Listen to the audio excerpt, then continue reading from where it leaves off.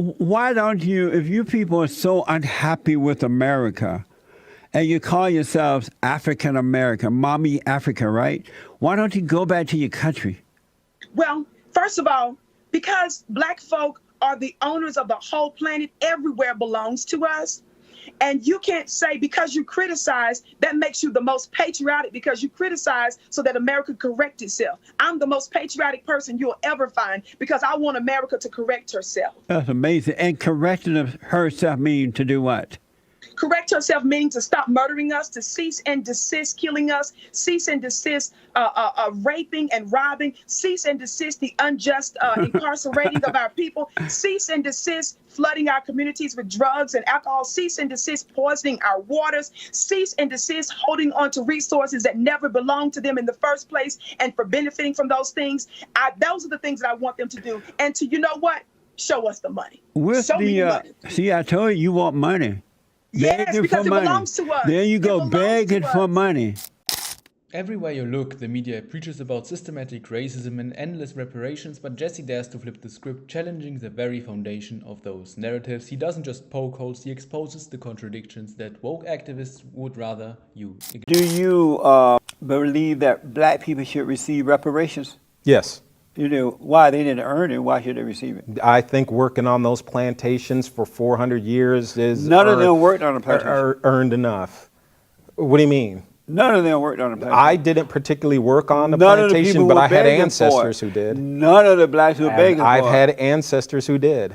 And how much should they get? That I have no idea. I don't know, but we can determine a reasonable amount. Let's do this. Would you be in support of endowing Black colleges to the level of, say, Harvard? No, they've already done it with the Black schools. Do you wish you had white privilege? I think every Black person wishes that they had white privilege. Do you wish if I had white privilege, I'd be a U.S. Senator today. Do you wish you had white privilege? Yeah, sure, why not? I'll take white privilege, why not? I'd probably be a senator.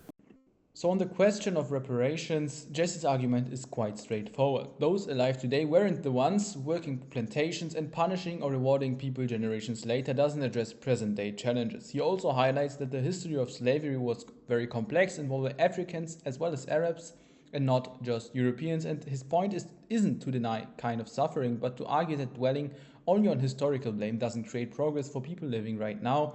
And for Jesse, the better path forward is to focus on opportunity and personal responsibility right now. Do you believe white people are superior? No.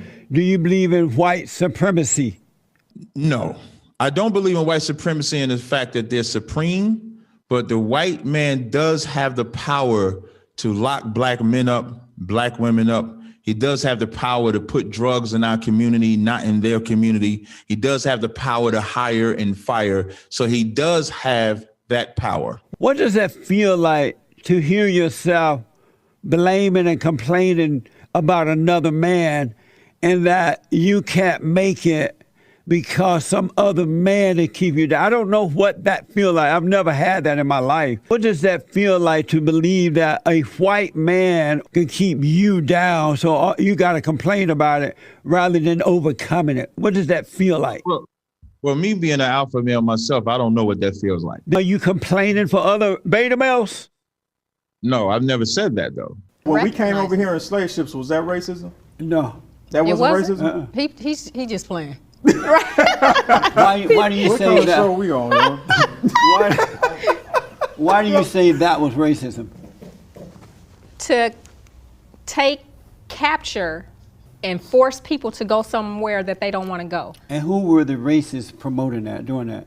Who were the people doing that? The so-called white men. No, that's not true. It's not true. Black people were sold into slavery by Blacks, wealthy, to the Arabs. It was the Arabs who sold the Blacks across the world. It wasn't white people who just tiptoed over to Africa and just bought took white folks. They were being sold by other Black people. Is that racism for Black? And they are still doing that today in parts of Africa where Blacks are enslaved by other Blacks and Arabs. Is that racism? Every Black person is not the same. Is that racism? Okay, so you wanna justify. Real resistance for Black people is freedom, and respecting our freedom. It means Freedom respecting the fact that we can live. From who? freedom to live however we want to live. But white people don't care how you guys live. But that's not necessarily true. No, they want you to go away and live. Well, at least from history, it tells us that our image, our aesthetics have always been criticized and manipulated by white people. No, Yeah. it's not true. Yeah. They lied to you again. Would you date a white man? Yeah, I would. But how are you going to have your space away from him? I can always have my space. I can always create that space. Would you believe me if I told you that all this stuff that you've been taught and other black kids are being taught about the black thing and white privilege and all that mess is not real? It's just you guys are being brainwashed by angry blacks who want to control you in order to gain power and wealth for themselves. Would you believe me if I told you that's what's really going on? No, I wouldn't. You would not believe me? I would not. I just read an article in the LA Times last week about racism, and the white people that were polled said that there wasn't really a racism problem, and the black people who were polled said that there was a racism problem. Now, who's speaking the truth there? The white folks. Not necessarily. I'm a white folk, and I don't believe that racism isn't a problem. There's no such thing as racism. Well, that doesn't, just because it's a cultural construct doesn't mean it doesn't exist. No, it doesn't exist. Oh, really? Do you believe racism? You're a black man, and you're going to sit here and tell me that racism doesn't exist. And I grew up on a plantation. Racism does not exist. It's a lie. Do you disagree with that? Oh, please. I pastor an African-American church. I see it daily. But you're a white woman. You pastor in a black church. Yeah. Where's your proof that racism exists? The proof is in the differences in their salaries. In their salaries? That's not true. I mean, people work at different levels and at different times and different jobs, so that's not proof. I have women in my congregation who are caregivers. Right. And they are paid to the person less than the women of other races, other colors that work for the same agency. Okay, so I pay my black employees more than I do my white ones. Good for you. More, is that racism? I'm not sure what that is. Why not? Racism is a power differential. I'm discriminating against my white employees. I'm paying my black people, and my white employees are better workers. So it is discrimination. Is There's that no doubt about racism? it, but I'm not sure it's racism. Why not? Because the white folks still call the shots. But I'm calling the shot. Well, The and shots. if you want I'm to calling the discriminate in shot. that manner, I don't know that anybody would ever stop you. Is it racism? No. Why, if the white man does it, I don't do that, by the way. So why is it if the white man did it, it's racism? If I do it, it's not.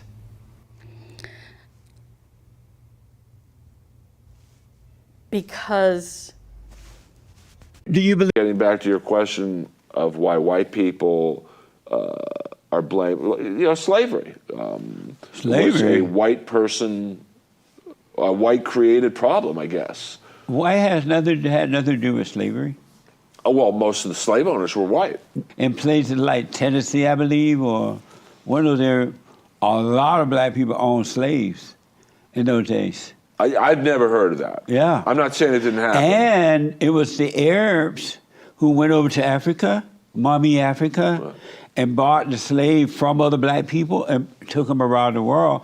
It wasn't the white people, and anyone that could afford a slave bought one. I mean...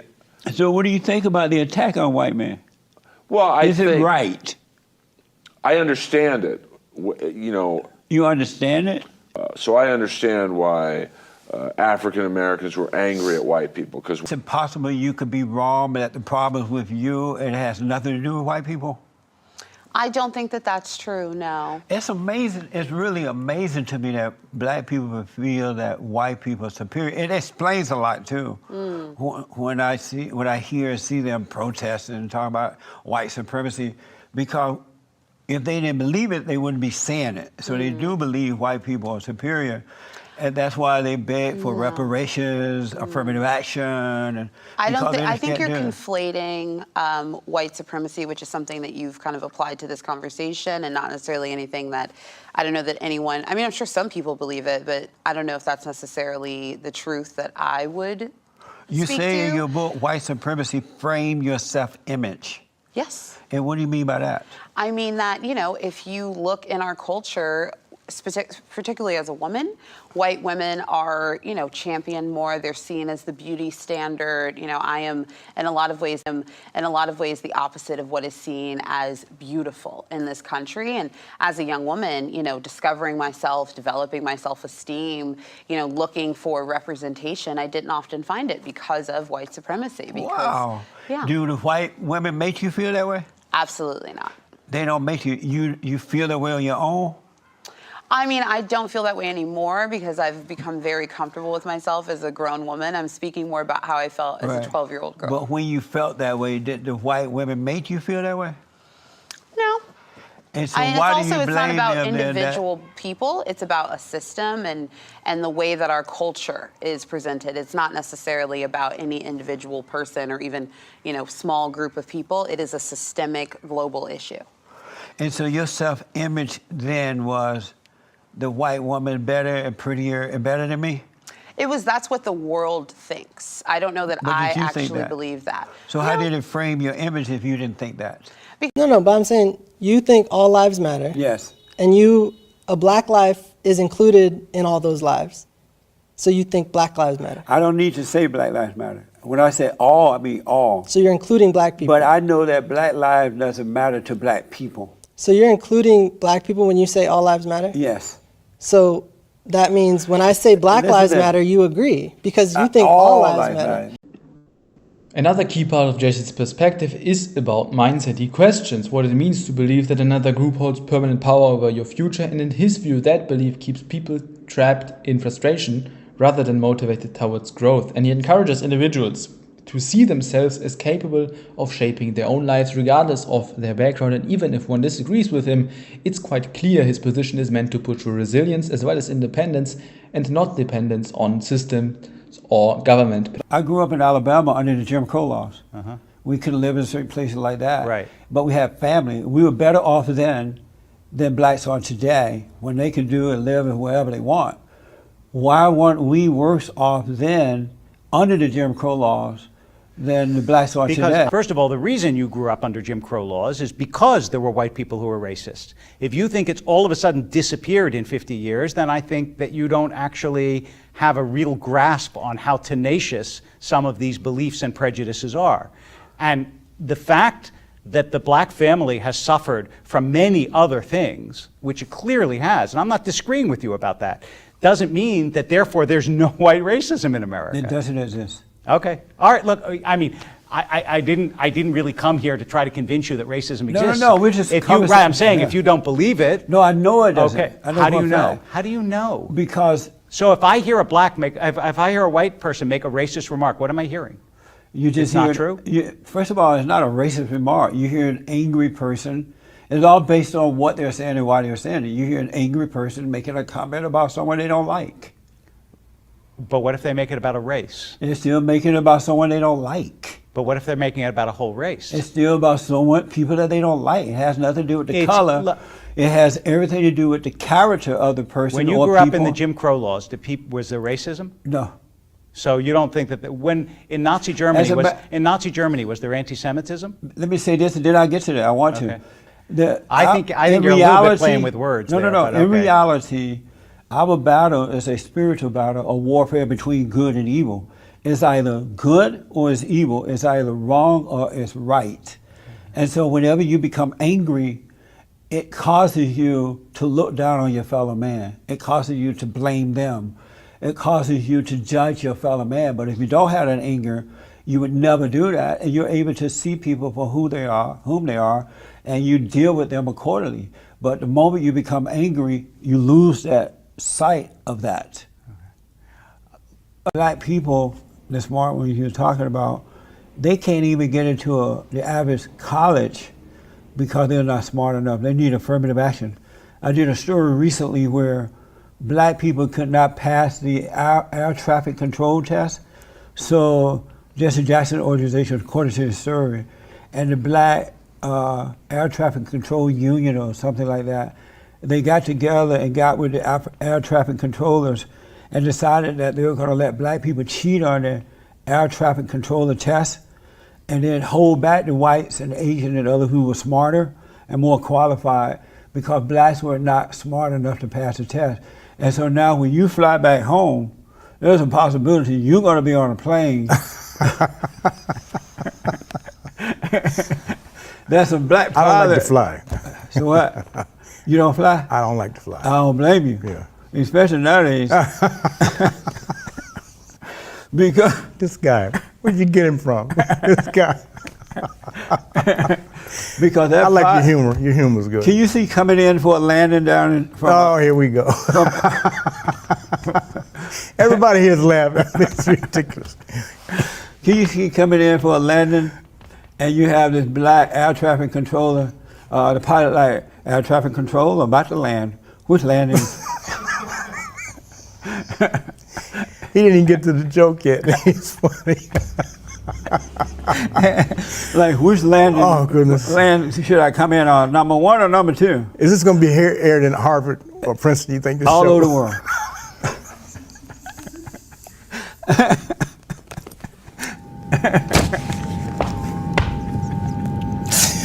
Oh, Lord. I was born at night, but not last night.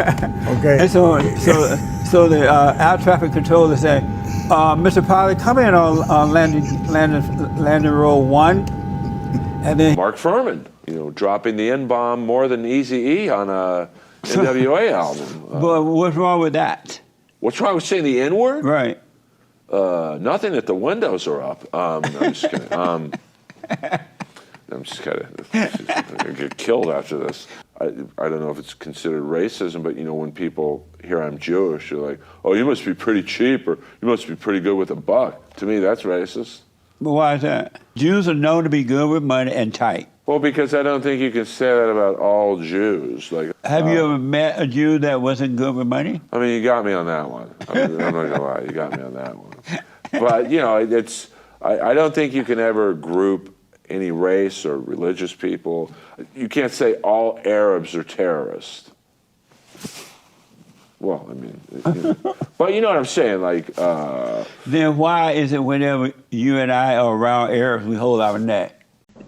So what's the real path to progress? Is it found by looking backwards, assigning blame for the sins of the past, or does it lie in the here and now, in the power of your own mindset as well as the opportunities you yourself seize? Jesse's message is quite a challenging one, I must admit. He says that true empowerment comes not from reparations but from resilience, and not from blaming systems but from building your own future. And the conversation doesn't end here. We want to know what you think. Do you agree that the focus should be on personal responsibility as well as present day opportunity? Let us know your thoughts in the comments below. And if this video has challenged you or gave you a new perspective, be sure to hit the like button, subscribe to the channel and share it with someone who isn't afraid to think differently. Thank you for watching and we'll see you in the next one.